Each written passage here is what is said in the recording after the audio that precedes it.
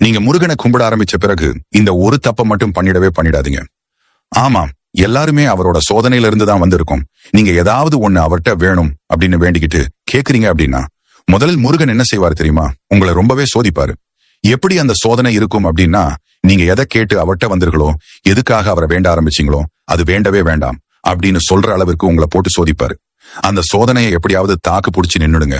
வேண்டாம் அப்படின்னு மட்டும் சொல்லி அதை கைவிட்டுறாதீங்க.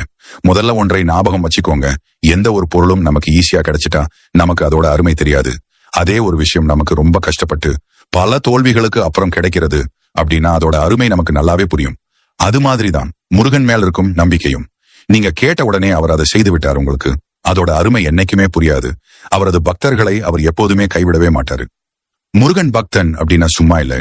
வாழ்க்கை அப்படி ஒன்றும் எளிது இல்லை. அதுல கஷ்டம், நஷ்டம், துன்பம், இன்பம், துயரம் இப்படியெல்லாம் கலந்துதான் இருக்கும் என்றைக்குமே. இதை நாம் தான் பொறுமை காத்து அதனை பெற வேண்டும் என்று நம் அப்பன் முருகப்பெருமான் நமக்கு புரிய வைப்பான். இந்த சூழ்நிலையில் தான் நீங்கள் இப்போ இருக்கீங்க அல்லது இதற்கு முன் இருந்தீங்க அப்படின்னா கமெண்டில் ஓம் முருகா என்று சொல்லவும். எங்கள் முருகன் ஆராதனை சேனலை சப்ஸ்கிரைப் அண்ட் லைக் பண்ணிக்கோங்க.